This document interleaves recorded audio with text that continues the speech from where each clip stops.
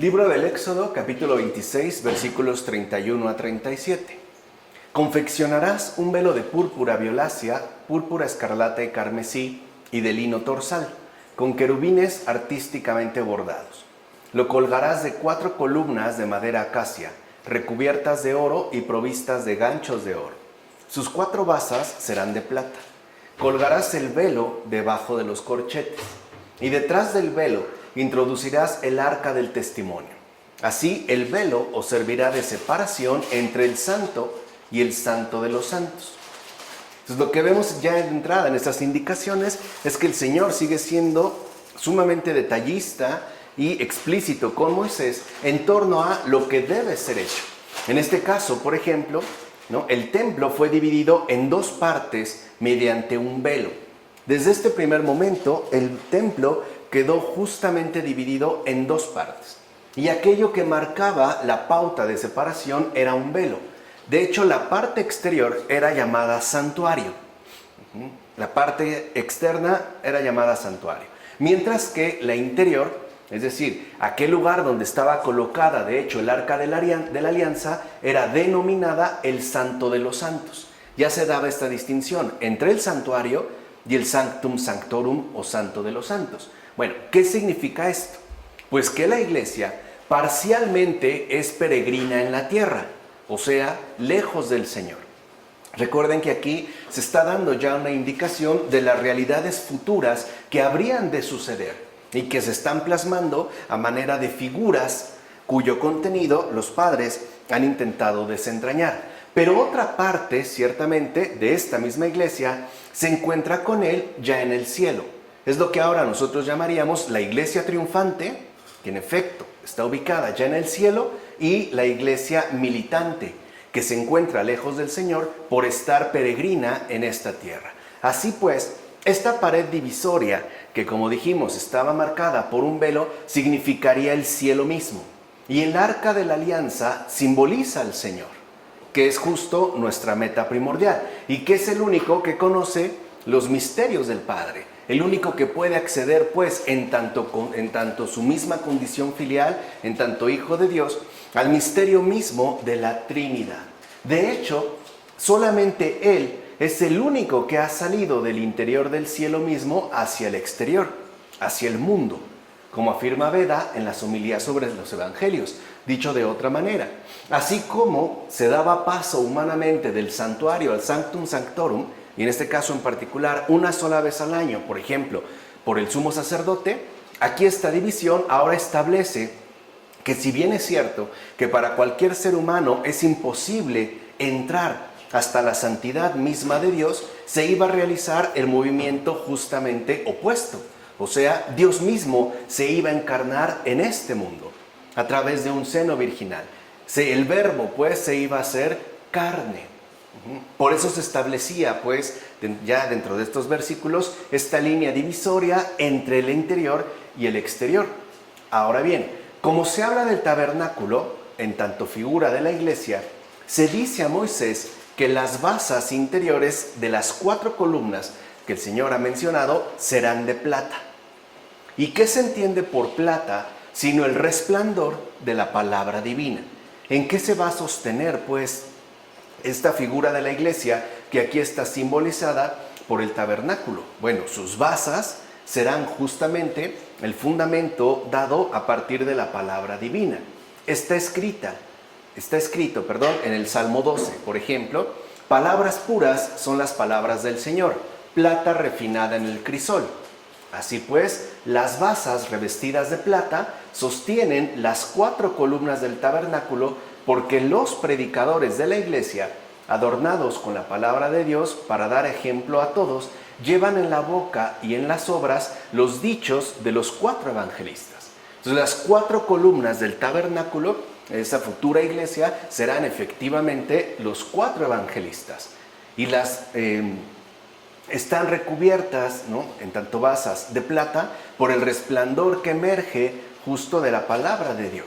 De tal forma que entonces estas basas resplandecientes apelarían a los predicadores fundamentales de la iglesia, los 4 evangelistas, que de hecho son los que con su palabra y ejemplo llevan los dichos a todos aquellos predicadores que la iglesia ha ido dando a lo largo de todos los tiempos. Entonces es una prefiguración de la iglesia a partir ya, insisto, de los tiempos de Moisés.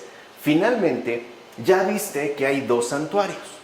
Uno, por así decirlo, visible y evidente para los sacerdotes. Y otro que es más bien como invisible e inaccesible. O sea, aquí ya se está apelando a esta distinción fundamental entre lo visible y lo invisible. Excepto el sumo sacerdote, todos los demás se encuentran fuera. O sea, lo que dijimos en el santuario, en la parte externa. Solo el sumo sacerdote entraba una sola vez al año. ¿Y quién es entonces el sumo sacerdote sino el Verbo encarnado, el ungido? Recuerden que eso es lo que significa la palabra Cristo, como afirma Orígenes en las homilías sobre el Levítico. Entonces aquí tendríamos ya otra intuición fundamental, en este caso de Orígenes, de que si bien es cierto que Dios se va a encarnar, no el Hijo de Dios, el Verbo se va a hacer carne, asimismo va a regresar a la instancia de la cual proviene, que es el Sanctum Sanctorum, la esencia misma de Dios en tanto Trinidad. Por eso Cristo sería el verdadero sumo sacerdote, capaz de ingresar a ese ámbito invisible que a cualquier ser humano en principio le resultaría inaccesible. No estaría pues en un fundamento dado el tabernáculo que indica el Señor a Moisés, cristológico, y evidentemente vinculado con esa realidad viviente que el Señor va a conformar tiempo después, llamado iglesia. Capítulo 27, versículos 1 a 8. Construirás el altar de madera acacia, de 5 codos de largo y 5 de ancho. Será cuadrado y tendrá 3 codos de alto. Fíjense, estas menciones, estas medidas, estos detalles pueden parecer irrelevantes, pero recuerden que poseen una dimensión simbólica y por lo tanto también, ¿no?, poseen su propio significado. En el templo había 2 altares, que de hecho significan los 2 testamentos de la iglesia. O sea, la iglesia a su vez está conformada tanto por el Antiguo Testamento como por el Nuevo Testamento. Y estas son sus respectivas medidas. No se trata de una medida meramente espacial. No es que se trate pues de una distancia que nosotros podamos medir, sino de una medida espiritual que comporta pues el conjunto total de la revelación dada. O sea, la revelación iniciada con el Nuevo Testamento y llevada a su plenitud con el Nuevo Testamento. Por eso la iglesia está conformada por estos 2 altares.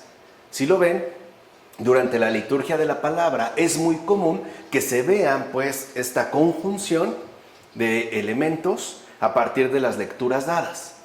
No es que se mezclen, es que se complementan, tanto el Antiguo Testamento como el Nuevo Testamento. Mira, el primero era el altar del holocausto. Ese justo se encontraba ciertamente en el exterior, es decir, en el santuario.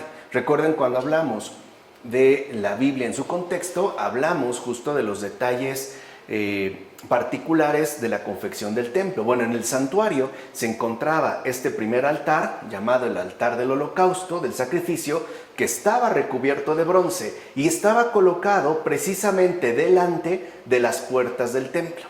Porque en este altar es donde se ofrecían las víctimas y los sacrificios.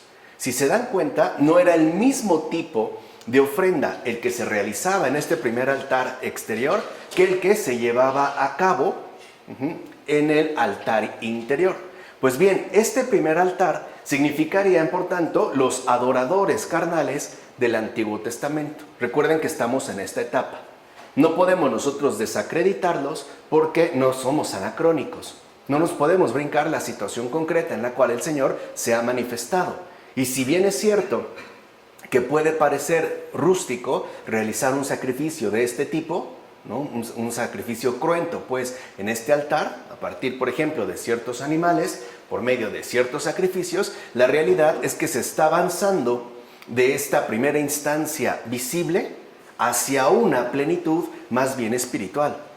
O sea, para llegar al invisible, primero tenemos que recorrer todos los pasos visibles. Es lo que está sucediendo en este primer momento con el antiguo pueblo de Israel. Y se ve en la confección misma de estos dos altares. Porque después estaba el altar del incienso. Este altar se encontraba ya al interior mismo. Este altar, el altar del incienso, no estaba, por ejemplo, recubierto de bronce, sino de oro, lo cual ya indicaba una majestad muchísimo mayor que la del primer altar que hemos mencionado. Y este, por ejemplo, estaba colocado junto a la puerta del Santo de los Santos para difundir las aromáticas fragancias. Ahí lo único que se ofrecía, la única ofrenda pues que se ofrecía en este altar era aromática. Se trataban ciertamente de fragancias especiales para simbolizar ya aquí la gracia interior y más perfecta del Nuevo Testamento. Recuerden que el Señor, ¿no?, ha ido avanzando poco a poco y de manera gradual, yendo de lo más imperfecto, lo que nos puede parecer cierta manera rústico, hasta lo más perfecto o llamado ya espiritual. Y por lo tanto, se trataba de dar a entender cómo se tenía que pasar de una adoración más bien inclinada hacia la mera materialidad a una adoración netamente espiritual. Los adoradores en espíritu y en verdad. Pero no podemos llegar a la espiritualidad si primero no se ha recorrido el campo concreto de la materialidad misma. O sea, primero hay que tomarse muy en serio la materia. Lo hemos visto cómo el Señor lo hace hasta al hablar de pieles de cabra, ¿no?, o de maderas, etcétera, para alcanzar este nivel de espiritualidad más perfecta. O sea, la espiritualidad perfecta del Nuevo Testamento. Por decirlo en palabras de Fabrice Ayash, para llegar al cielo, primero debemos pisar bien esta tierra. Tenemos que tomarnos muy en serio la realidad material que nos ha sido concedida para elevarnos posteriormente a esta perfección, que es aquí lo que se simbolizaba. En el primer altar, pues, teníamos unos holocaustos, marcados por esta materialidad expresa, mientras que en el altar interior ya no había, de hecho, ningún tipo de sacrificio. Lo único que se ofrecía era incienso. De hecho, veremos adelante los detalles incluso dados de este incienso para que se pudieran difundir esas aromáticas fragancias. Y en efecto, el olor del incienso es algo mucho más sutil, es algo mucho más fino e incluso, lo podemos decir también de esta manera, mucho más delicado. Por eso el Señor está dando estas indicaciones a Moisés en base a estas significaciones. Así llegamos al capítulo 27, versículo 9, al capítulo 28, versículo 30. El efod lo confeccionarán con oro, púrpura y violácea, púrpura, escarlata y carmesí y lino torsal, artísticamente bordado. Llevará 2 sombreras para unir el efod en sus extremos. El cinto, para ceñirlo por encima, formará una sola pieza con él y será del mismo tejido: oro, púrpura violácea, púrpura escarlata y carmesí y lino torsal. Tomarás 2 piedras de ónice y grabarás sobre ellas los nombres de los hijos de Israel. 6 nombres en una piedra y 6 en la otra, según el orden de nacimiento. Las piedras serán 12, como 12 son los nombres de los hijos de Israel. Cada una llevará grabado, como se graban los sellos, el nombre de una de las 12 tribus. Pondrás en el efod del juicio los Urim y los Tumim, para que estén sobre el corazón de Aarón cuando entre en la presencia del Señor. Así Aarón llevará constantemente sobre el corazón el juicio del Señor acerca de los hijos de Israel, cuando esté en la presencia del Señor. Aquí ya lo que vemos, por ejemplo, y es un énfasis muy especial que el Señor está concediendo ya desde muy pronto, son las características o el énfasis que el Señor colocará en el sacerdocio mismo. Aquel que ostente esta dignidad particular del sacerdocio debe estar confeccionado de una manera muy particular. De hecho, recuerden que la palabra utilizada por el Señor es artísticamente. En efecto, el sacerdote debe estar artísticamente confeccionado, con el cual se da a entender la diversidad de virtudes que debe brillar en el sacerdote. Entonces, el sacerdote debe destacar por el brillo de sus virtudes, o como hoy solemos decir, debe resplandecer por el ejemplo de su luminosa vida. Por eso vemos que el sacerdocio, no es una función más entre funciones.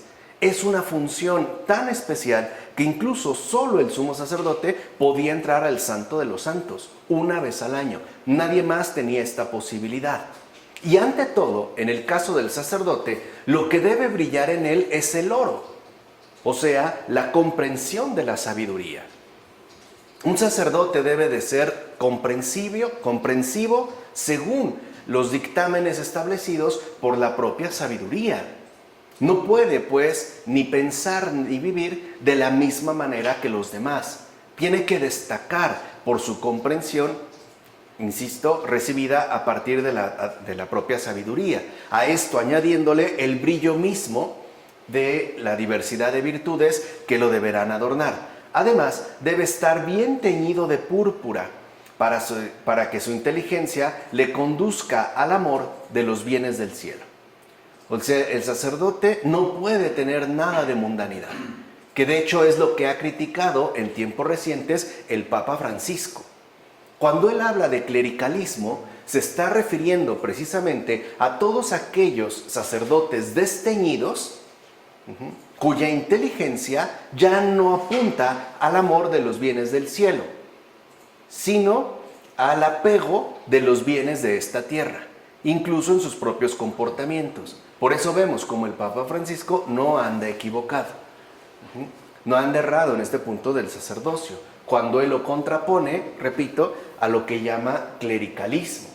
No vaya a ser que por descuido pierda entonces de vista el sacerdote la comprensión misma de la verdad, se desvíe, cambie la dirección de la mirada del cielo a la tierra y por lo tanto incurra en un error que, como ya bien sabemos, se verá expresado en el distorsionamiento de su propio comportamiento y en la propia ejemplaridad de su respectiva vida.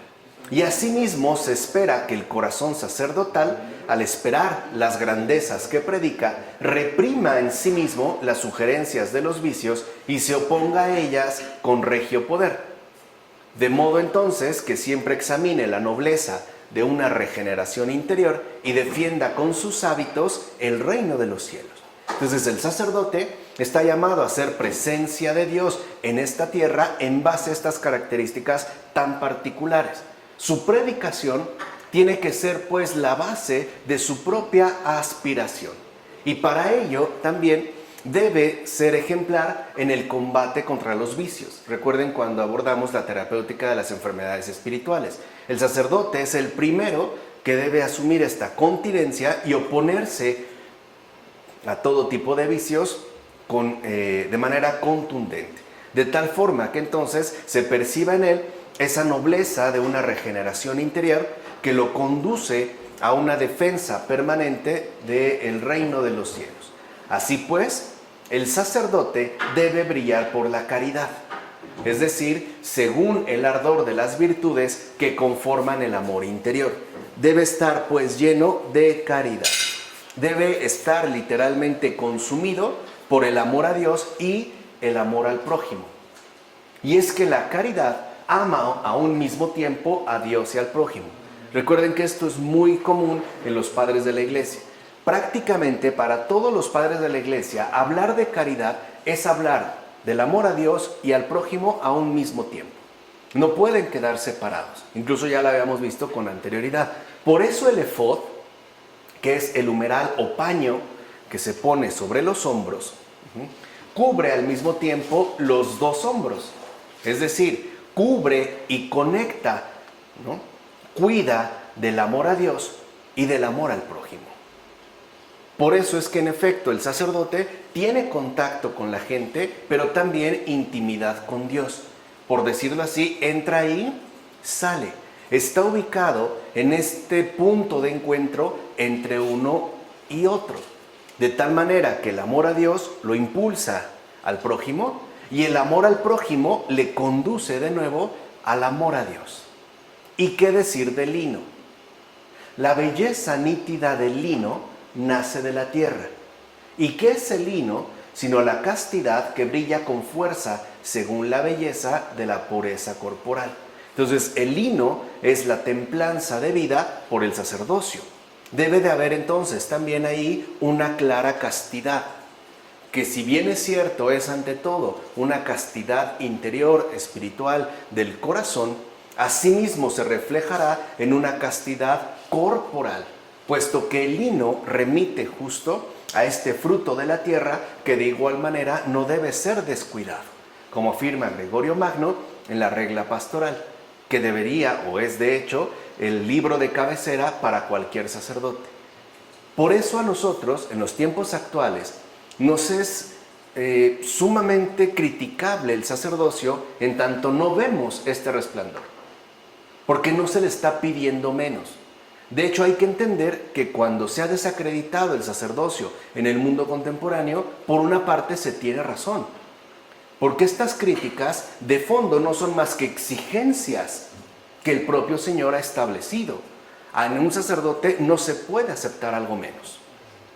Tiene que estar pues a la altura de la función que le ha sido concedida. Si no, lo primero a lo que se expone es a un terrible señalamiento, porque para eso fue investido de esta manera. Aunque también es verdad que hay una desproporción, porque se quiere hablar del sacerdocio en general y no de ciertos sacerdotes en particular. Hay sacerdotes que evidentemente sí destacan por cumplir, por decirlo, con todas estas características que hemos mencionado, aunque no necesariamente se hable de ellos. En pocas palabras, hay malos sacerdotes, sí, pero eso no quiere decir que entonces todo el sacerdocio está echado a perder. Eso no es verdad. Ahí es donde está la desproporción. Pero yo creo que también es importante tener en cuenta o atender estos reclamos y captar que la fuente de la cual emergen no es incorrecta, porque no se puede permitir en un sacerdote ningún tipo de desvío. Lo que en pocas palabras se espera de un sacerdote pues es la perfección evangélica, no menos que eso, ¿vale? Ahora bien, sobre las 12 piedras preciosas mencionadas se yergue la columna de la fe. Tales piedras, como ya hemos escuchado, con las que están cosidas en la vestidura del santo Aarón, esto es, de aquel que es figura de Cristo, es decir, el verdadero sacerdote. Por eso en él se reúnen todas las tribus, o sea, la humanidad entera. Recuerden, como afirma Ambrosio en Sobre la Fe, recuerden que ya desde el Génesis los padres habían mencionado cómo al hablar de las 12 tribus de Israel se está hablando del pueblo nuevo de Dios, que a final de cuentas apunta al conjunto entero de toda la humanidad. Por eso aquí también de manera simbólica se cosen 12 piedras, 6 a un lado y 6 a otra, pensando ya en su posterior unificación y reunión, o sea, reunidas en tanto tribus que al final no son otra cosa sino la humanidad entera, toda la humanidad en su conjunto. ¿Quién ha cumplido o quién ha llevado a cabo esta reunión total? Cristo. Por eso entonces Aarón, como afirma Ambrosio, en base a las vestiduras que le han sido asignadas, es figura de Cristo.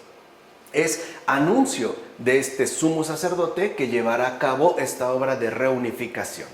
Además, del pecho del sumo sacerdote colgaban algunas piedras.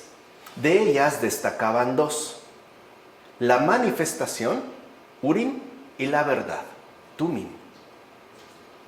Y no sin razón, ya que así entonces se anunciaba de antemano la función principal del sacerdocio. ¿Cuál era a partir de estas 2 piedras que simbólicamente estaban colocadas en el pectoral del sacerdote?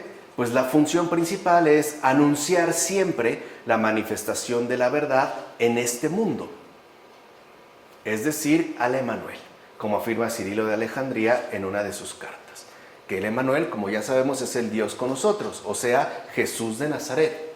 Entonces la función principal del sacerdote consiste en anunciar siempre la manifestación de la verdad en este mundo, en predicar pues la obra de Dios, Pero para que esta predicación sea verdaderamente fértil y fecunda, debe primero cumplir los requisitos previos que se han mencionado. Sobre todo, una perfecta vida en base a la rectitud de la verdad, de la virtud, y por otra parte, una caridad verdaderamente encendida que para nada descuida ni a Dios ni al prójimo. Si estos requisitos previos no se han cumplido, entonces la predicación del sacerdote no será realmente eficaz, porque no está basada en las fuentes principales de la predicación. Y por ende, en lugar de hablar de la verdad en este mundo, de la obra de Dios, o sea, de Cristo, puede incluso desviarse hacia aspectos secundarios que incluso podrían incurrir en una mera mundanidad, en asuntos ciertamente banales, aunque de una u otra manera nos resultaran interesantes. Así pues, llevar en el pecho el juicio de los hijos de Israel a la presencia de Dios significa para el sacerdote analizar las causas de sus fieles de acuerdo solo con la intención del juez interior, de modo que nada de su condición humana se mezcle en aquello que administra según el hacer de Dios, como afirma Gregorio Magno en la regla pastoral. O sea, el sacerdote no puede juzgar como un ser humano cualquiera. Tiene que proceder según el hacer mismo de Dios. Esto a su vez involucra que lo que debe prevalecer en el sacerdote es justo el juicio de Dios sobre la humanidad entera.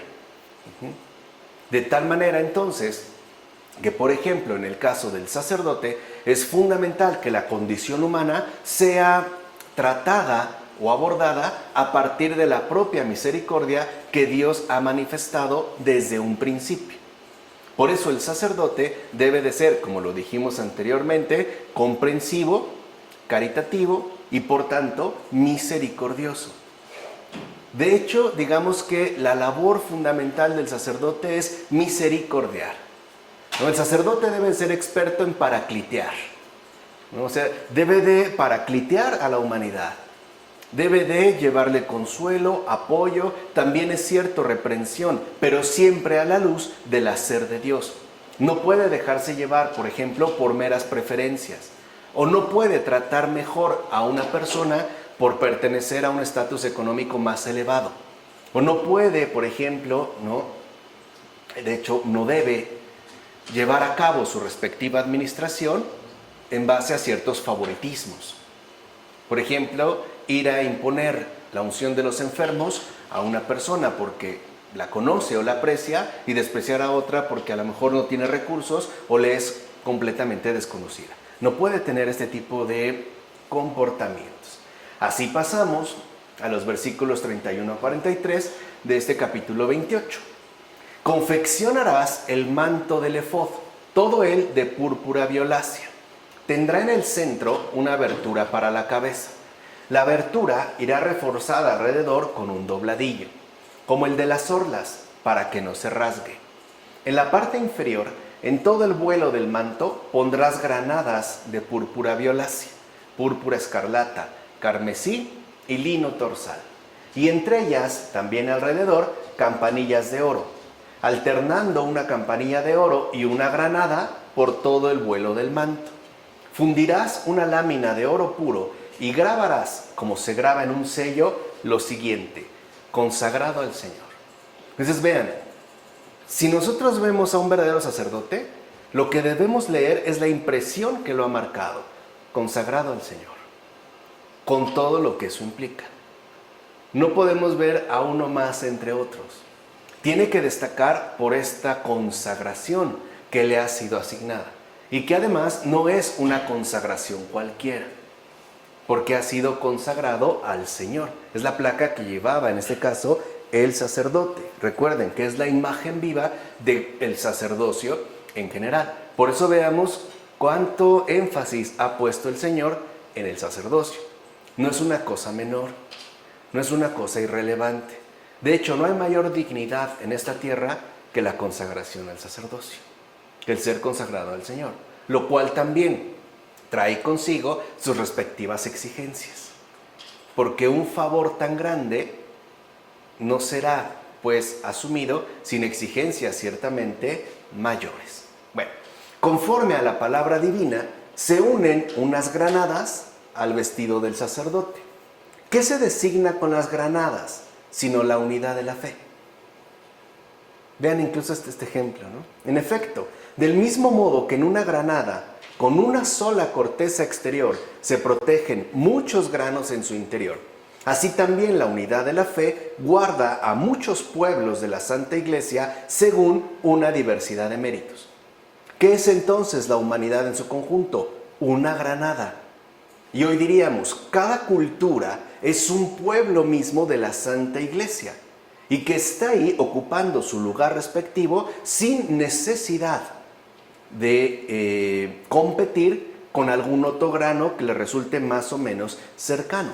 Lo que importa entonces es la riqueza de aportación, y lo que nos recubre y lo que finalmente nos une es esta única corteza exterior que el Señor nos ha concedido en términos ya de humanidad reunificada. Por eso hay que entender cómo también, ¿no?, la humanidad llega al cielo en términos de una granada. Son muchos pueblos, eso sí, unidos por un mismo espíritu, que es justo la unidad de la fe. Pero llegamos justo en torno, como muchos pueblos, como los 12, ¿no?, las 12 tribus de Israel. Estas 12 tribus, que como ya sabemos eran los 12 hijos, ¿no?, del patriarca, no eran idénticos entre sí, pero juntos formaban el pueblo de Israel. Son 12 tribus, incluso 12 tribus muy distintas. Recuerden que el 12 apela a la totalidad, a esta plenitud finalmente alcanzada. Son 12 tribus con perfiles muy distintas, perfiles muy diferentes entre sí. No obstante, estos 12 hijos de Israel conforman un solo pueblo. Lo mismo pasa en este caso con las culturas humanas. Culturas son muchas, como una granada tiene muchos granos, pero conjugadas estas culturas entre sí, ya de manera plena, dan paso a una humanidad congregada en términos del pueblo de Dios, o como le llama también Gregorio Magno en la regla pastoral, pueblos de la Santa Iglesia. Además, la lámina de oro significa la corona destinada a todos aquellos que han vivido rectamente. Ella es pues el adorno de todos aquellos que por su buen vivir quedan consagrados al Señor. Entonces vean cómo aquí se enfatiza lo que dijimos al inicio. ¿Qué es aquello que debe destacar en el caso del sacerdote? Pues su buen vivir, según la gracia del Señor, que es algo que en efecto y en primer lugar estaría dirigido al sacerdote. Pero de hecho, nosotros también al compartir el sacerdocio universal debemos estar marcados o llevar esta placa a la manera de un sello. También nuestra vida cristiana debe de estar coronada por esta inscripción, consagrados al Señor. Y no solo pensemos que se trataría de una consagración exterior. O sea, no solo tiene que ver con nuestros comportamientos más o menos visibles. No, también nuestros pensamientos tienen que estar consagrados al Señor. Nuestros sentimientos, nuestros deseos. En una palabra, todo lo que somos, todo lo que sentimos, todo lo que pensamos, debe estar literalmente acompañado de esta placa, o sea, de este distintivo. Por eso también, y hay que mencionarlo, no solo se espera muchísimo del sacerdote, también de cualquier cristiano. Por eso cuando se le critica, por ejemplo, al católico, ¿no?, su mal testimonio, su mal ejemplo de vida, también hay que atender estos reclamos y ver qué es lo que ha sucedido, qué es ciertamente lo que ha fallado. Probablemente nosotros traemos el manto, pero no llevamos la placa. Estamos vestidos, pero no estamos realmente investidos. Lo llevamos como un ornamento, no como, digamos, el sustrato, la sustancia misma, a partir de la cual se confecciona toda nuestra vida, tanto en lo... Capítulo 29, versículos 1 a 9. Este es el rito que has de seguir para consagrar a los sacerdotes en mi honor. Y como les decía, vean cuánto cuidado y atención ha dedicado el Señor a la cuestión de los sacerdotes. Incluso de qué manera se debe de llevar a cabo este rito de consagración. Toma un ovillo y 2 carneros sin defecto, panásimo, tortas sin levadura amasadas con aceite y panes sin levadura untados en aceite. Todo ello hecho con flor de harina. Lo pondrás todo en un cesto y lo ofrecerás a la vez que el novillo y los 2 carneros. Mandarás que Aarón y sus hijos se acerquen a la puerta de la tienda de la reunión y les harás lavarse con agua. Con todas estas indicaciones se simboliza el amor que hay en las buenas obras, es decir, tanto la pureza de la fe como la gracia de la luz divina, que es justo lo que también está llamado a conjugarse de manera plena. Tanto la pureza de la fe como la gracia que nos aporta la luz divina, que es lo que serían los contenidos fundamentales de lo que llamamos buenas obras. Y es la forma en la cual aquí se simboliza precisamente el amor, es decir, la caridad, las cuales son necesarias para los que han de ser consagrados como sacerdotes. Porque ¿quién ignora que la inmolación y la sangre de aquellos animales representan la muerte y el derramamiento de sangre de nuestro Señor Jesús? O sea, ¿qué es lo que realmente le confiere la dignidad y la potestad al sacerdocio? La muerte del Señor, que era lo simbolizado, en este caso, por los 2 animales sin tacha. Por esa sangre es entonces que somos tanto liberados de los pecados como confirmados en las buenas obras, como afirma Beda en Sobre el Tabernáculo. Entonces, si los sacerdotes tienen, por ejemplo, el poder de atar y desatar, refiriéndonos a los pecados, no es por un mérito suyo, es por pura gracia de Dios, que es justo el regalo concedido, que si uno se pone a pensarlo un poquito, o si uno lee con atención el gran texto de Adrián von Speyer llamado La Confesión, veremos que sería algo insólito, porque era algo solamente correspondiente a Dios, el hecho mismo de perdonar los pecados. Ahora vemos de dónde es que brota justo esta enorme consagración y que veamos también la magnitud de lo que implica. No está basado pues en cualquier caso. El sacerdocio está pues consagrado a partir de la sangre derramada por el Señor Jesús. ¿Qué es lo que ha concedido? Por una parte, la verdadera consagración sacerdotal y por otra parte, a través de esta consagración sacerdotal, la liberación plena de nuestros pecados. Que no solo se trata, digamos, de quedarse ahí, en el perdón de los pecados, sino de quitar esos obstáculos, o ciertamente muchas veces esos estorbos que no nos permiten ni avanzar ni crecer en las buenas obras. O sea, si uno se va a confesar, no solo se va a confesar porque se siente mal debido a algo, uno se va a confesar porque quiere ser mucho mejor todavía. Y este pecado no lo está permitiendo. Lo que quiere es quitar este obstáculo para irse, digamos, rectamente y con mayor intensidad, ¿no?, en la línea trazada por las buenas obras, ¿no?, digamos, por la rectitud, pues, de nuestra praxis creyente. Además, antes que otra cosa, el sacerdote comienza por lavarse con agua. Ya después, inciensa. Así pues, Aarón primero se lavó y luego fue instituido sacerdote. ¿O cómo es que se le iba a permitir suplicar por los demás a quien todavía no había sido purificado por el agua? Como afirma Cirilo de Jerusalén en las catequesis. O sea, el sacerdote, para que realmente pueda suplicar por los demás, el primero tiene que estar limpio. Y lo mismo pasa con nosotros. Si queremos suplicar, pedir, interceder por alguien más, pues primero nuestra vida tiene que estar purificada. Primero tenemos que lavarnos. Ya después, ¿no?, ofreceremos el incienso. De otra manera, el rito no puede llevarse a cabo. ¿Se entiende? Sería tanto como acercarse a rezar en el santuario y no en el sanctum sanctorum. Quedarse, por así decirlo, al exterior y no entrar a esta relación de cercanía con Dios a partir de nuestra rectitud y de nuestra respectiva pureza. Por eso es muy importante en el caso, en particular aquí, del sacerdote, que se mantenga siempre purificado, que siempre esté limpio.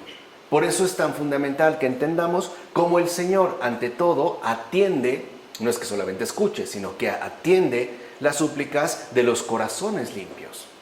Por eso necesitamos tener el corazón limpio para llevar a cabo el rito completo, lo cual evidentemente es también un símbolo del bautismo, en tanto purificación necesaria para ejercer el sacerdocio universal.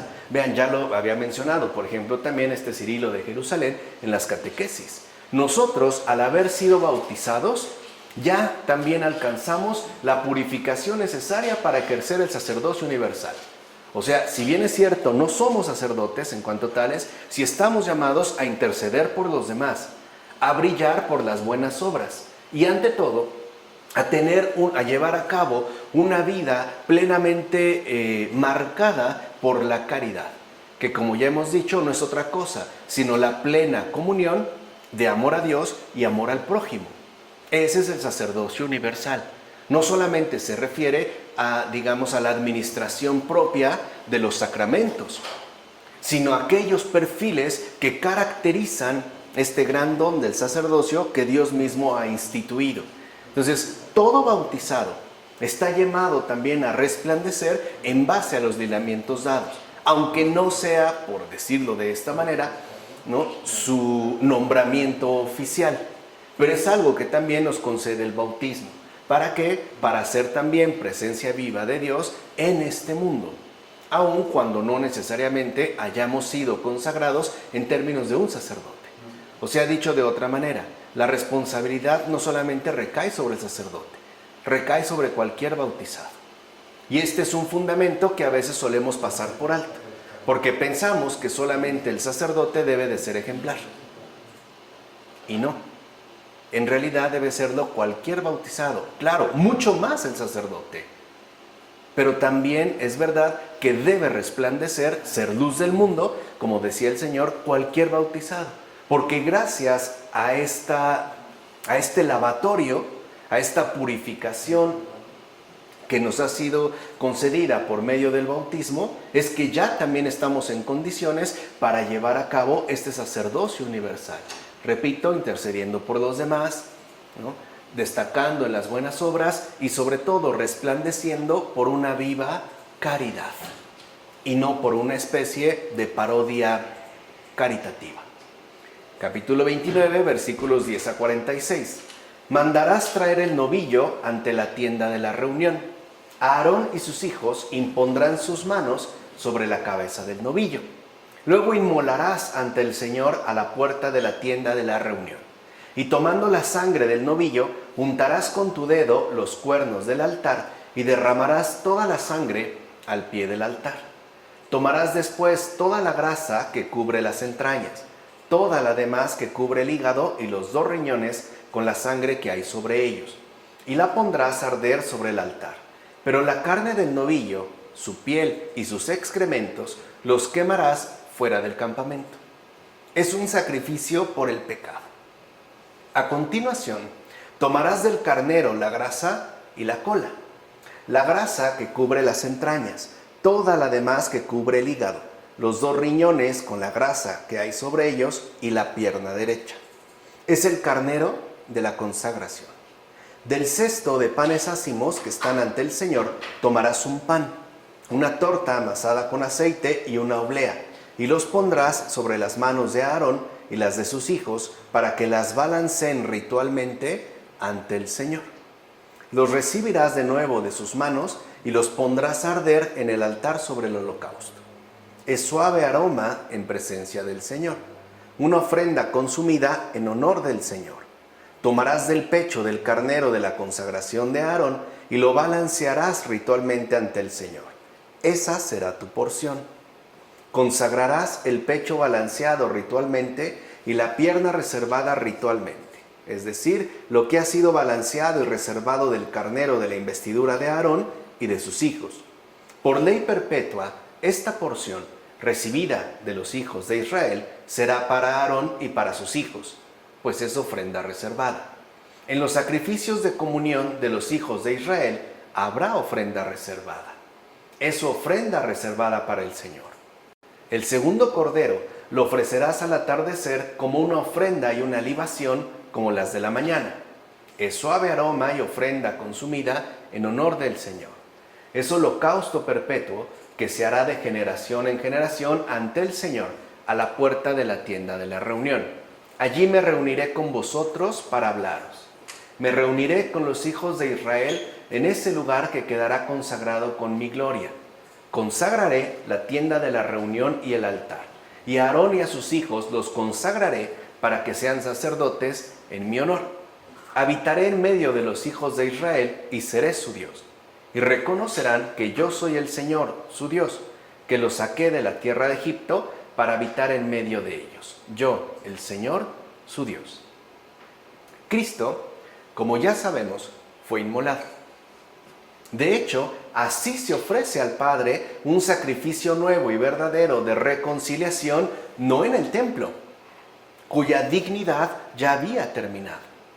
O sea que, en primer lugar, la función dada, por ejemplo, a la tienda de la reunión y posteriormente al templo, era una asignación temporal. No era algo definitivo. Tan no era algo definitivo que no hay templo. Después ya, del año 70 después de Cristo, la destrucción de Jerusalén, se arrasó con el templo. De hecho, del templo efectivamente no quedó piedra sobre piedra. Lo que actualmente llamamos Muro de los Lamentos, ya lo habíamos dicho, no formaba parte original del templo, sino de una de las murallas exteriores que lo rodeaban, pero no tiene nada que ver con el templo. Del templo sí no quedó ni una piedra, tal y como dijo el Señor. No quedará piedra sobre piedra. Ni dentro de los muros de la ciudad, el propio Señor, que en castigo por su crimen había de ser destruida, sino que también el Señor fue inmolado fuera de la ciudad, es decir, en el exterior, fuera del campamento, en tanto lugar del misterio. Vean cómo entonces se está hablando pues ya del misterio redentor de Cristo, o sea, de su pasión y muerte, que es lo que aquí también se está simbolizando. Con esto se simbolizaba la presentación de una nueva ofrenda sobre un nuevo altar, o sea, la cruz de Cristo. Pero no como un altar del templo, sino como lo que es decir, el nuevo altar del mundo entero. Con esto dio inicio un nuevo tipo de culto, como afirma León Magno en un sermón. Entonces, quiere decir que dentro de todas estas indicaciones se está ya dando pie a esta nueva inmolación que dará como resultado un nuevo altar y que además será accesible a cualquier persona en cualquier parte del mundo. La cruz del Señor es el altar ya del mundo entero, lo cual efectivamente dio inicio a un nuevo tipo de culto, que ya no estaba, digamos, remitido a instancias separadas, por ejemplo, el santuario del Sanctum Sanctorum, sino a un encuentro cara a cara con el Señor a partir de su propio altar. O sea, el nuevo culto es pues ya el encuentro y la cercanía con el crucificado, donde ahora se da, independientemente del templo, un encuentro vivo. Entonces el sacerdote pues también debe superar a cualquier otro creyente por la santidad de sus costumbres. O sea, debe pues, expresar de manera muy nítida la consagración que ha recibido y la inmensidad de la gracia que asimismo le ha sido concedida. Por eso debe ostentar en su propia vida la rectitud de aquellos que viven no como meros pecadores, sino según los fieles que viven santamente. Debe darse algo peculiar, como afirma Gregorio Magno en la regla pastoral, que de hecho es uno también, digamos, de los grandes anuncios que hace Víctor Hugo en esta extraordinaria novela titulada Los Miserables. Si ustedes recuerdan, el protagonista principal de la primera parte y sobre todo del inicio es un sacerdote, al parecer inspirado en San Vicente de Paúl. Pero justo ahí lo que destacaría es que un sacerdote no puede vivir exactamente de la misma manera. De hecho, el encuentro con este sacerdote por parte de Jean Valjean, tiene mucho tiempo que la leí, por decirte quizá un poco impreciso, Pero bueno, este encuentro con este sacerdote es lo que va a marcar por completo toda la vida de Jean Valjean y por ende también toda la trama que se desarrolla en esta voluminosa obra de más de 1000 páginas. Es justo lo que va a quedar marcado en Jean Valjean como una luz que lo guía a pesar de todo el ambiente enrarecido en el que se da una muestra lamentable de miseria humana, de calamidad y de sufrimiento. Es esa pequeña luz que permite a Jean Valjean llevar a cabo todo su recorrido. Víctor Hugo lo intuyó muy bien y por eso lo expuso a través de esta novela al hablar de esta dignidad recibida en la ordenación. O sea que de fondo Víctor Hugo, a pesar de todo, sí sentía o intuía, mejor dicho, ¿no?, esta dignidad sobrenatural que debe pertenecer en principio al sacerdote, el cual debería estar justamente, ¿no?, resaltado por la santidad de sus costumbres. Recuerden que cuando roba en un primer momento Jean Valjean utensilios de plata, candelabros, ¿no?, lo detienen y lo llevan, el sacerdote dice que no ha robado, que de hecho es algo que le pertenece, porque él lo necesita. Ahí se da un contraste claro entre las costumbres oficiales y lo que tendrían que ser las costumbres netamente sacerdotales. En pocas palabras, este buen párroco, este buen sacerdote, no vive como un pecador entre pecadores, sino que se destaca como aquellos fieles, quizá pocos, pero existentes, que efectivamente viven santamente. ¿Se entiende? Además, se otorga al sacerdote como alimento el pecho y la pierna. Vean, para el sacerdote no se le dio cualquier cosa, se le asignó el pecho y la pierna, justamente para que aprenda a inmolar en sí mismo al Creador lo que se le manda tomar por sacrificio. O sea, lo que se le da es al mismo tiempo lo que él tiene que ofrecer, el pecho, su corazón entero. Esa es la consagración a Dios. El sacerdote debe entregar su corazón por entero a Dios mismo.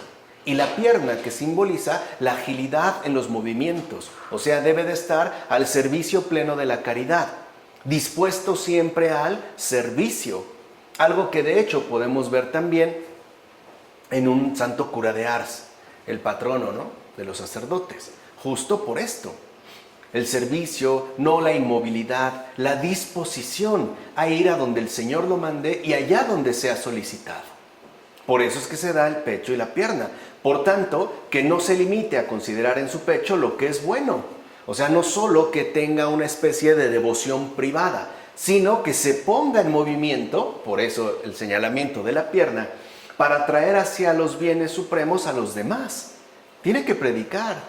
Hoy le llamamos evangelizar. No puede quedarse instalado en una especie de oratorio privado. Tiene que ponerse en movimiento. Por eso se le ofreció la pierna, para que él también salga y pueda conducir hacia los bienes supremos a los demás. Esto lo conseguirá si observan en él la santidad de su vida, porque lo que verdaderamente resulta atractivo en un cristiano es su santidad. Eso es lo que verdaderamente atrae, independientemente de todo. Vuelvo al caso de Víctor Hugo, que no era precisamente un creyente ortodoxo, al menos, ¿no? Pero no por ello, en su genio, desechaba este encanto emanado por la verdadera santidad. Por ejemplo, de un San Vicente de Paúl. La santidad de la vida, que hay algo que debe de ser ciertamente tomado en cuenta. Que no desee, por tanto, prosperidad alguna de este mundo. Que no tema, pues, la adversidad. Deben ser también dos de las características fundamentales de un sacerdote del Señor. Primero, no desear prosperidad alguna de este mundo. Ahí está el sacerdote de los miserables. Y dos, no temer la adversidad. En todo caso, que más bien menosprecie las seducciones del mundo y que solamente tenga en cuenta tanto la dulzura interior de la gracia como la ausencia de temores que trae consigo la verdadera fe, como afirma también Gregorio Magno en la regla pastoral. Por eso les decía hace un momento que el sacerdote debe de ser experto en paraclitear, en consolar, en misericordiar. En primer lugar, porque debe de estar plenamente regido por la dulzura interior de la gracia. Lo que uno ante todo espera de un sacerdote es comprensión y consuelo. Ya después vendrá la corrección, pero en principio comprensión y consuelo. Lo cual a su vez se verá debidamente complementado por un fortalecimiento que nos resulta por demás necesario. Y esto se da a partir de la propia ausencia de temores que experimenta el sacerdote en tanto testigo de la verdadera fe. Por eso es tan importante que no desee prosperidad alguna de este mundo. Por eso un sacerdote debe de estar bien acostumbrado a vivir de la providencia divina. Solo así es como puede llegar al convencimiento pleno de que Dios obra, actúa y nunca abandona. Si no, o sea, si está pegado a la prosperidad de este mundo, entonces sus criterios serán igualmente mundanos. Y no será capaz de consolar un alma, y mucho menos de fortalecerla, porque él también estará lleno de temores que a su vez contagiará a todos aquellos con los que entre en contacto o mantenga comunicación. Por eso, si se dan cuenta, esta institución del sacerdocio se ve que para el Señor es muy importante, es muy querida.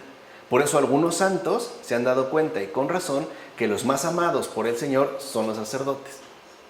Y también recordemos lo que el Señor dijo: al que mucho se le da, mucho se le pide. Por eso también es que requieren de nuestras oraciones.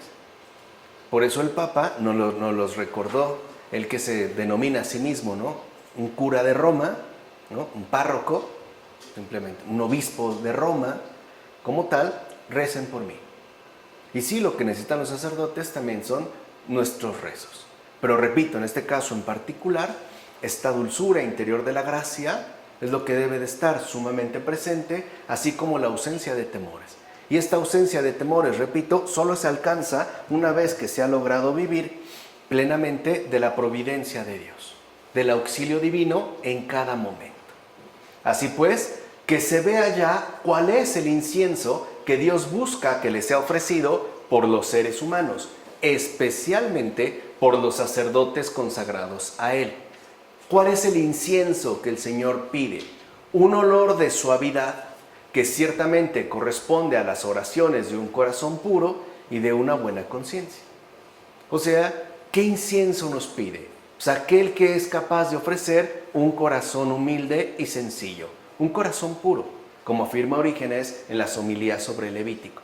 Recuerden que por eso, también como dijimos al inicio, el altar desde un principio estuvo dividido en dos secciones, la exterior y la interior. En la zona exterior se daban los sacrificios cruentos, es decir, con sangre, mientras que al interior, directamente donde estaba el arca, ¿no?, del testimonio, donde se iban a colocar pues las piedras no escritas por el dedo de Dios, ya lo veremos más adelante, ahí solo se ofrecía incienso.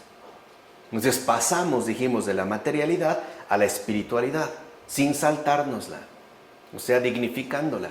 Lo mismo pasa aquí. No depende tanto de lo que nosotros materialmente podemos ofrecer, sino de aquello que espiritualmente a Dios le hacemos llegar. ¿Qué cosa le podríamos dar materialmente a Dios? Pero lo que sí puedo ofrecerle son estas fragancias aromáticas, este incienso puro que brota de un corazón humilde y sencillo. O también lo que llama Orígenes, en este caso en particular, ¿no?, en estas homilías sobre el Levítico, una buena conciencia. Fruto a su vez de la rectitud en el vivir. O mejor aún, fruto mismo de la fe recta, de una verdadera fe. Así llegamos ya al capítulo 30, versículos 1 a 10. Construirás un altar donde quemar incienso. Lo harás de madera de acacia. Instalarás el altar delante del velo que oculta el arca del testimonio, frente al propiciatorio que cubre el testimonio, donde yo me encontraré contigo. Aarón quemará sobre él incienso aromático. Cada mañana lo quemará al preparar las lámparas, y también al atardecer cuando las reavive. Será el incienso perpetuo ante el Señor de generación en generación. No ofreceréis sobre él incienso profano, ni holocaustos, ni ofrendas, ni derramaréis sobre él libación alguna. Aarón hará la expiación sobre los cuernos del altar una vez al año.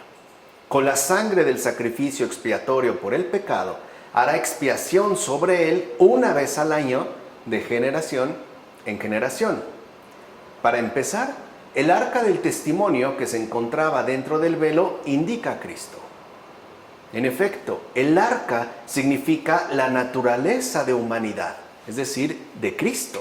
Es pues su forma exterior, su forma externa. Mientras que el testimonio contenido dentro del arca simboliza, por tanto, la plenitud de su divinidad. ¿Quién es el santo de los santos? El verdaderamente Dios y verdaderamente hombre. En este caso, simbolizada por el arca del testimonio. De hecho, las tablas de la alianza significan que Él mismo es, por tanto, quien ha dado la ley. Y por eso, quien asimismo otorgará la bendición a quienes cumplan la ley, como afirma Beda en las homilías sobre los evangelios. O sea, algo debía quedar claro. Este Jesús de Nazaret, verdaderamente hombre, es a su vez verdaderamente Dios. Y por ende, se trata del mismo que ha dado la ley. Y por ende, aquel también que dará entonces la bendición a quienes cumplan la ley, a quienes sigan pues sus dictámenes, a quienes se apeguen pues a su espíritu.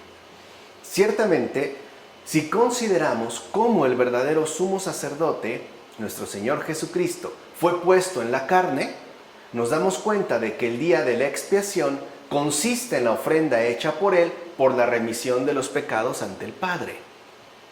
Él es pues la ofrenda perpetua, una ofrenda dada, como se dijo, de generación en generación. Imagínense si nos quedáramos simple y sencillamente en los meros niveles históricos de esto que se ha mencionado. No se dio esta perpetuidad, porque otra vez, templo no hay. Las iglesias incluso pueden ser destruidas. Como posibilidad puede darse. Pero esta ofrenda perpetua no puede ya interrumpirse, porque es justo la que ha garantizado con su expiación el propio Señor Jesucristo. De hecho, Él mismo entonces reza por todos aquellos que creen en Él. Él también pues reza por nosotros. También en efecto eleva sus oraciones por todos y cada uno de nosotros ante el Padre. Por eso, y ya con esto terminamos el día de hoy, el día de la expiación permanece para nosotros hasta que el sol se ponga. Es decir, hasta que el mundo llegue a su final, como afirma Orígenes en las homilías sobre el Levítico.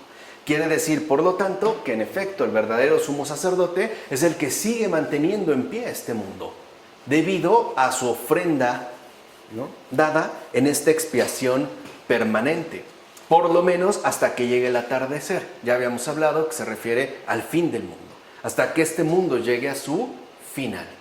Quiere decir entonces que el único que mantiene en pie este mundo es el que ha realizado en carne propia la expiación. Y por eso, como es una frase común ya de antiguo, por eso a Él es debida todo honor y toda gloria, por los siglos de los siglos. Ahora entendemos la magnitud de la obra del Señor. No solo se trata de algo pasado, sino es algo que ha incluso comprometido de lleno todo el porvenir, hasta que llegue este mundo a su final.